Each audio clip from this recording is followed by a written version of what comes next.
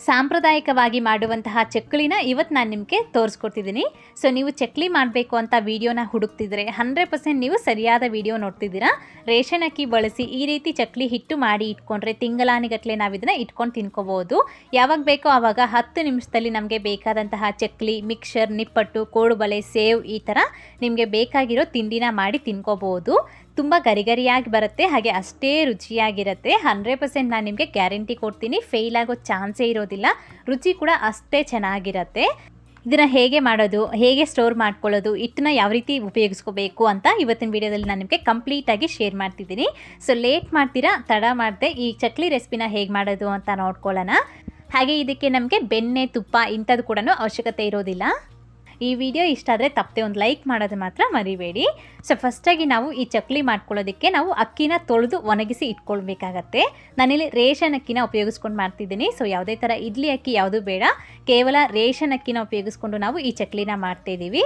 So ration ಅಕ್ಕಿನ ನೀಟಾಗಿ ಕಳ್ಳು ಹಾಗೆಯೇ ಡಸ್ಟ್ ಏನೂ ಇಲ್ದಿರ ನೀಟಾಗಿ ಕ್ಲೀನ್ ಮಾಡಿಕೊಂಡು ಅದನ್ನು ಈ ರೀತಿ ಯಾವುದಾದ್ರೂ ಒಂದು ಕಪ್ಪಳತೆಯಲ್ಲಿ ಮೆಜರ್ ಮಾಡಿ ತಗೊಳ್ಳಿ. ನಾನಿಲ್ಲಿ ಈ ಕಪ್ಪಳತೆಯಲ್ಲಿ 4 ಕಪ್ನಷ್ಟು ಅಕ್ಕಿನ ಈ ರೀತಿ ಒಂದು ಬಟ್ಲಿಗೆ ಹಾಕ್ಕೊಳ್ತಾ ಇದ್ದೀನಿ. ಸೊ ಟೋಟಲಾಗಿ ನನಗಿದು 1 kg ಆಗುವಷ್ಟು ಇದೆ. ಸೊ ಈ 1 kg ಅಕ್ಕಿಗೆ ನಾನು ಇವತ್ತು ನಿಮಗೆ ಕ್ವಾಂಟಿಟೀಸ್ನ ಹೇಳ್ಕೊಡ್ತಿದ್ದೀನಿ. ಸೊ 4 ಕಪ್ನಷ್ಟು ಅಕ್ಕಿನ ಒಂದು ಪಾತ್ರೆಗೆ ಹಾಕ್ಕೊಂಡು ಚೆನ್ನಾಗಿ 2 ರಿಂದ 3 ಸತಿ ವಾಶ್ ಮಾಡ್ಕೊಳ್ಳಿ. ಈ ರೀತಿ ಅಕ್ಕಿನ ತೊಳೆಯುವಾಗ ಕೈಯಲ್ಲಿ ಚೆನ್ನಾಗಿ ಅದನ್ನ ಪ್ರೆಸ್ ಮಾಡ್ತಾ ನೀಟಾಗಿ ವಾಶ್ ಮಾಡ್ಕೊಳ್ಬೇಕಾಗತ್ತೆ. ಈ ರೀತಿ ಅಕ್ಕಿನ ಚೆನ್ನಾಗಿ ತೊಳೆದಾದ ನಂತರ ಈ ಅಕ್ಕಿನ ಎತ್ಕೊಂಡು ಈ ರೀತಿ ಒಂದು ಸ್ಟ್ರೈನರ್ಗೆ ಹಾಕಿ ಒಂದು 5 ನಿಮಿಷಗಳ ಕಾಲ ಇದನ್ನ ಹಾಗೆ ಬಿಟ್ಬಿಡಿ. ಆ ಎಕ್ಸ್ಟ್ರಾ ನೀರೆಲ್ಲನೂ ಹೋಗುತ್ತೆ.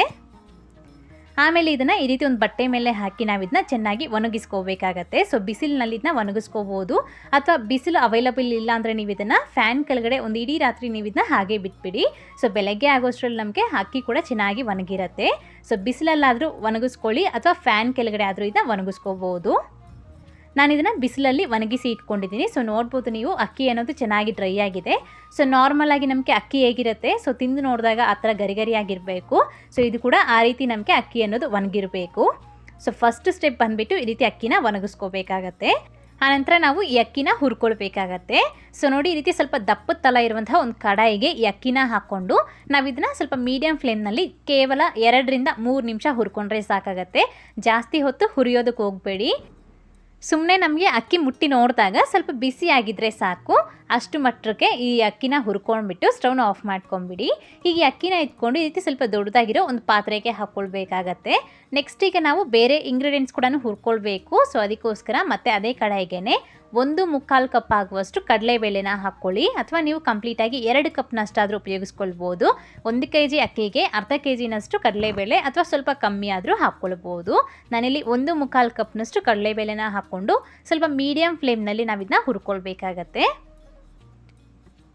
ಇದು ನಮಗೆ ಚೆನ್ನಾಗಿ ಫ್ರೈ ಆಗಿದ ಮೇಲೆ ಒಂದು ಒಳ್ಳೆ ಪರಿಮಳ ಬರುತ್ತೆ. ಸೊ ಆ ರೀತಿ ನಾವಿದನ್ನ ಹುರ್ಕೊಳ್ಬೇಕು.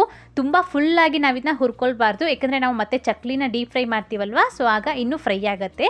ಸೊ ಹಾಗಾಗಿ ಒಂದು 85% ತನಕ ನಾವು ಇದನ್ನ ಹುರ್ಕೊಳ್ಬೇಕಾಗತ್ತೆ. ಎಲ್ಲನೂ ಅಷ್ಟೇ. ಈ ರೀತಿ ಈ ಕಡಲೆಬೇಳೆ ಫ್ರೈ ಆಗಿದ ನಂತರ ಮತ್ತೆ ಇದನ್ನ ಎತ್ಕೊಂಡು ಅದೇ ಅಕ್ಕಿ ಪಾತ್ರೆಗೆ ಹಾಕ್ಕೊಳ್ತಿದ್ದೀನಿ. ಮತ್ತೀಗ ಅದೇ ಕಡಾಯಿಗೆ 1 ಕಪ್ ತುಂಬ ನಾವು ಉದ್ದಿನ ಬೇಳೆನ ಹಾಕ್ಕೊಳ್ಬೇಕು. ಸೊ ಯಾವುದಾದ್ರೂ ಒಂದು ಕಪ್ಪಳತೆಯಲ್ಲಿ ಎಲ್ಲ ಮೆಜರ್ಮೆಂಟ್ಸು ತಗೊಳ್ಳಿ, ಕರೆಕ್ಟಾಗಿ ಬರುತ್ತೆ. ಸೊ 1 ಕಪ್ ಉದ್ದಿನ ಬೇಳೆ ಹಾಕ್ಕೊಂಡು ಇದು ಕೂಡ ಅಷ್ಟೇ ಇದೇ ರೀತಿ ನಾವು ಹುರ್ಕೊಳ್ಬೇಕಾಗತ್ತೆ. ಎಲ್ಲ ಇಂಗ್ರೀಡಿಯೆಂಟ್ಸ್ದು ನಾನು ಮೆಜರ್ಮೆಂಟ್ಸ್ನ ಈ ಡಿಸ್ಕ್ರಿಪ್ಷನ್ ಬಾಕ್ಸ್ನಲ್ಲಿ ಬರೆದು ಇಟ್ಟಿರ್ತೀನಿ. ಸೊ ನೀವು ಅಲ್ಲಿ ಚೆಕ್ ಮಾಡಿಕೊಂಡು ಆರಾಮಾಗಿ ನಿಧಾನಕ್ಕೆ ಮಾಡ್ಕೊಳ್ಬೋದು. ಸೊ ಈ ರೀತಿ ಉದ್ದಿನ ಬೇಳೆ ಹುರಿದಿದ್ದಾದಮೇಲೆ ಇದು ಕೂಡ ಅದೇ ಅಕ್ಕಿ ಪಾತ್ರೆಗೆ ಹಾಕ್ಕೊಂಡಿದ್ದೀನಿ. ಮತ್ತೀಗ ಅರ್ಧ ಕಪ್ನಷ್ಟು ಹೆಸರು ಬೇಳೆ ಕೂಡ ಹಾಕ್ಕೊಂಡು ನಾವು ಇದನ್ನು ಫ್ರೈ ಮಾಡ್ಕೊಳ್ಬೇಕಾಗತ್ತೆ. ಈ ಹೆಸರುಬೇಳೆ ನಮಗೆ ಸ್ವಲ್ಪ ಬೇಗ ಫ್ರೈ ಆಗಿಬಿಡುತ್ತೆ. ಸೊ ನೋಡ್ಕೊಳ್ಳಿ. ಈ ರೀತಿ ಫ್ರೈ ಆಗಿದ ನಂತರ ಇದು ಕೂಡ ಎತ್ಕೊಂಡು ಮತ್ತೆ ಅದೇ ಪಾತ್ರೆಗೆ ಹಾಕ್ಕೊಳ್ತಿದ್ದೀನಿ.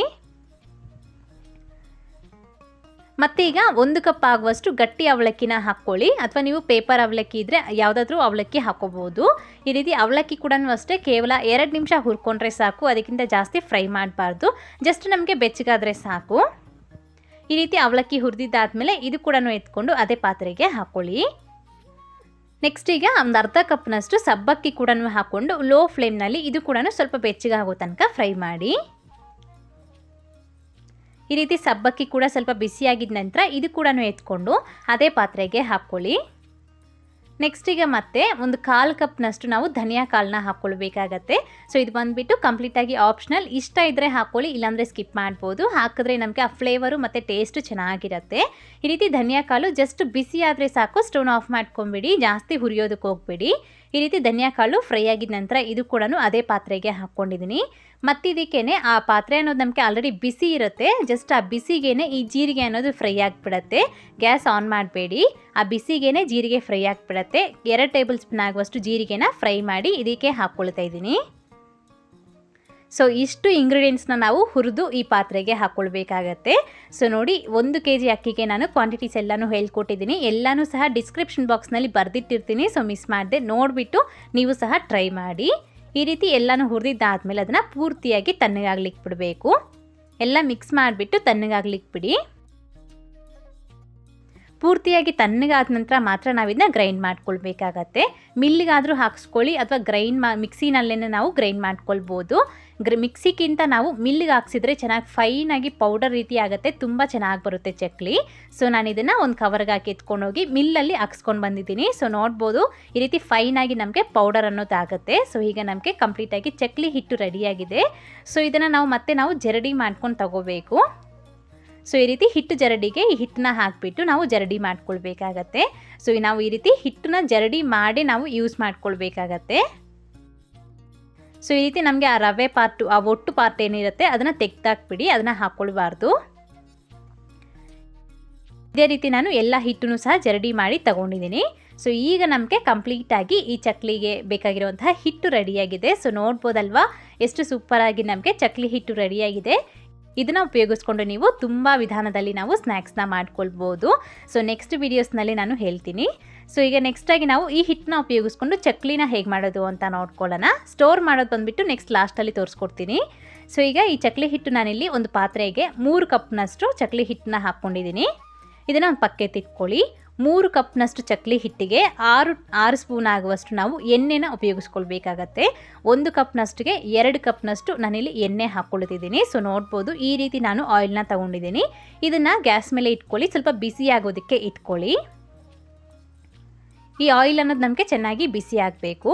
ನೆಕ್ಸ್ಟ್ ಈಗ ಆಯಿಲ್ ಬಿಸಿ ಆಗೋಷ್ಟರಲ್ಲಿ ಈ ಹಿಟ್ಟಿಗೆನೆ 2 ಟೀ ಸ್ಪೂನ್ ತುಂಬ ಕಪ್ಪು ಎಳ್ಳು ಅಥವಾ ಬಿಳಿ ಎಳ್ಳು, ಹಾಗೆಯೇ 1/4 ಟೀ ಸ್ಪೂನ್ ಆಗುವಷ್ಟು ಅಜ್ವೈನ್ ಹಾಕ್ಕೊಳ್ಳಿ, ಓಂ ಕಾಳು. ಅದನ್ನು ಈ ರೀತಿ ಕೈಯಲ್ಲಿ ಹಾಕ್ಕೊಂಡು ಸ್ವಲ್ಪ ಕ್ರಷ್ ಮಾಡಿ ಹಾಕ್ಕೊಳ್ಳಿ, ಆ ಫ್ಲೇವರ್ ತುಂಬ ಚೆನ್ನಾಗಿ ಹಿಡಿಸುತ್ತೆ.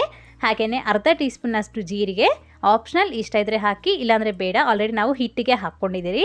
ಹಾಗೆ ರುಚಿಗೆ ತగ్గಷ್ಟು ಉಪ್ಪು, ಸ್ವಲ್ಪ 1-2 ಚಿಟಿಕೆ ಆಗುವಷ್ಟು ಅರಿಶಿಣದ ಪುಡಿ, 1 ಟೀ ಸ್ಪೂನ್ ತುಂಬ ರೆಡ್ ಚಿಲ್ಲಿ ಪೌಡರ್ ಅಥವಾ ನಿಮ್ಮ ಖಾರಕ್ಕೆ ಎಷ್ಟು ಬೇಕೋ ಅಷ್ಟು ಖಾರದ ಪುಡಿನ ಹಾಕ್ಕೊಂಡು ಚೆನ್ನಾಗಿ ಒಂದು ಸತಿ ಮಿಕ್ಸ್ ಮಾಡಿಬಿಡಿ.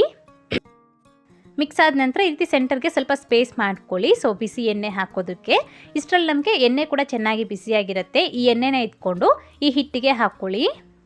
ಎಣ್ಣೆ ಪೂರ್ತಿಯಾಗಿ ನಾನಿಲ್ಲಿ ಹಾಕ್ಕೊಂಡಿದ್ದೀನಿ. ಎಣ್ಣೆನ ಕಾಯಿಸುವಾಗ ಲೋ ಫ್ಲೇಮ್ನಲ್ಲಿ ಕಾಯಿಸ್ಕೊಳ್ಳಿ.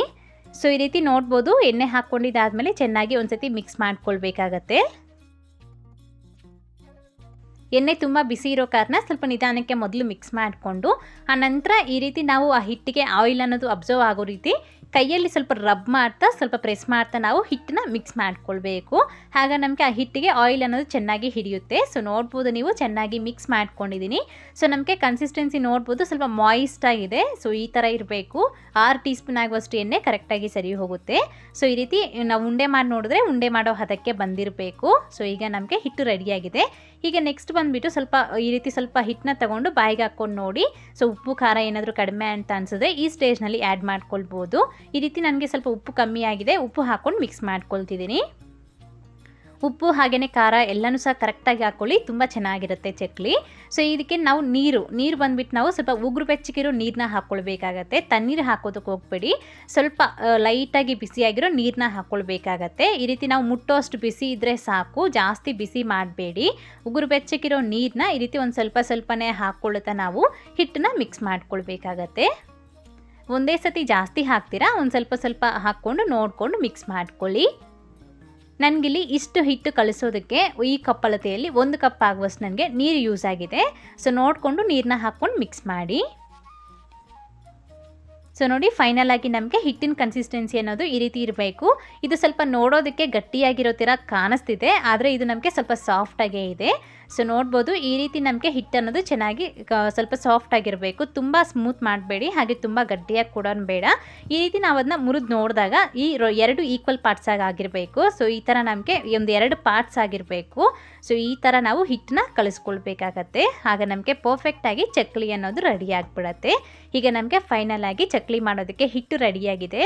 ಇದನ್ನು ಒಂದು ಪ್ಲೇಟ್ನ ಮುಚ್ಚಿ ಪಕ್ಕೆ ತಿಟ್ಕೊಳ್ಳಿ. ಇದು ನಮಗೆ ಯಾವುದೇ ಕಾರಣಕ್ಕೂ ಒಣಗಬಾರ್ದು, ಹಾಗೆ ನೆನಿಬಾರ್ದು. ಇನ್ಸ್ಟೆಂಟಾಗಿ ನಾವು ಚಕ್ಲಿ ಮಾಡ್ಕೋಬೋದು.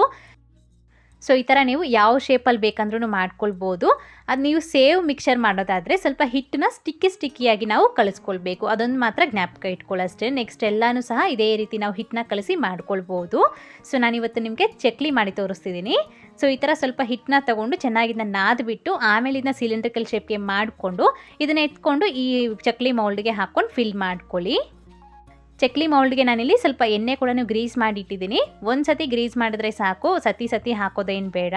ಈ ರೀತಿ ನೀಟಾಗಿ ಅದನ್ನ ಸೀಲ್ ಮಾಡ್ಕೊಂಡ್ಬಿಟ್ಟು ಹೀಗೆ ನಾವು ಚಕ್ಲಿ ಮಾಡ್ಕೊಳ್ಳೋದಷ್ಟೇ. ಸೊ ನೋಡ್ಬೋದು ನೀವು ಎಲ್ಲೂ ಸಹ ಕಟ್ಟಾಗ್ತೀರ ಎಷ್ಟು ಚೆನ್ನಾಗಿ ಬರ್ತಾ ಇದೆ ಅಂತ. ಈ ಥರ ನಿಮ್ಗೆ ಯಾವ ಸೈಜ್ಗೆ ಬೇಕೋ ಆ ಸೈಜ್ಗೆ ಚಕ್ಲಿಗಳನ್ನು ಮಾಡ್ಕೊಳ್ಳಿ. ಎಲ್ಲೂ ಸಹ ಕಟ್ಟಾಗಲಿಕ್ಕೆ ಚಾನ್ಸೇ ಇರೋದಿಲ್ಲ, ತುಂಬ ಚೆನ್ನಾಗಿ ಬರುತ್ತೆ. ಆ ಕಡೆ ಈ ಕಡೆ ಎಡ್ಜಸ್ನ ನೀಟಾಗಿ ಪ್ರೆಸ್ ಮಾಡ್ಕೊಂಬಿಡಿ.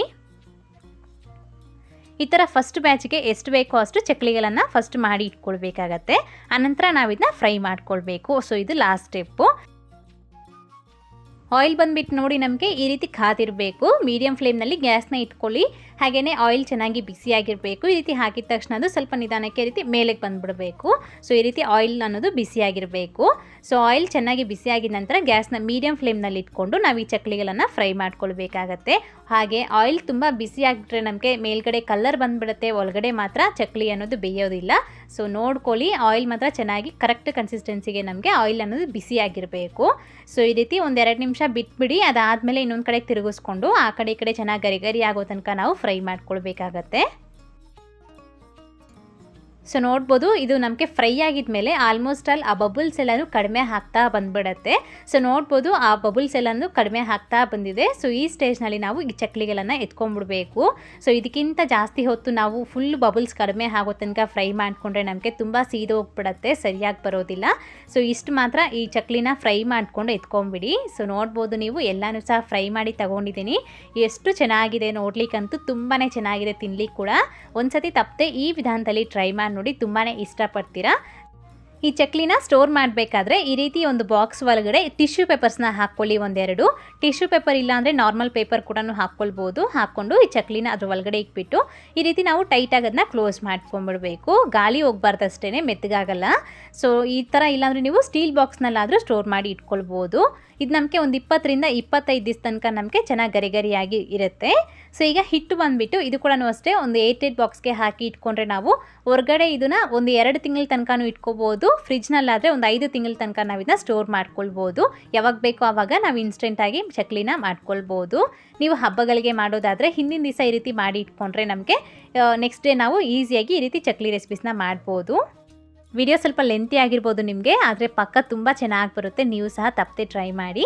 ಮಾಡಿದ್ದಾದ್ಮೇಲೆ ನಿಮ್ಗೆ ಯಾವ ಥರ ಬಂತು ಅಂತ ತಪ್ಪದೆ ಕಾಮೆಂಟ್ ಮಾಡಿ. ಹಾಗೆ ಇವತ್ತಿನ ವಿಡಿಯೋ ರೆಸಿಪಿ ನಿಮ್ಗೆ ಇಷ್ಟ ಆದರೆ ತಪ್ಪದೆ ಒಂದು ಲೈಕ್ ಮಾಡಿ. ಹಾಗೆ ನಿಮ್ಮ ಫ್ರೆಂಡ್ಸ್ಗೂ ಫ್ಯಾಮಿಲಿ ಮೆಂಬರ್ಸ್ಗಳನ್ನು ಶೇರ್ ಮಾಡಿ. ಮತ್ತಷ್ಟು ರೆಸಿಪೀಸ್ಗಾಗಿ ನೀಲು ಕುಕಿಂಗ್ ಚಾನಲ್ಗೆ ಸಬ್ಸ್ಕ್ರೈಬ್ ಆಗಿ. ಹಾಗೆ ಪಕ್ಕದಲ್ಲೇ ಬರುವಂಥ ಬೆಲ್ ಬಟನ್ ಆ್ಯಕ್ಟಿವೇಟ್ ಮಾಡಿ. Thank you. Keep watching Neelu cooking.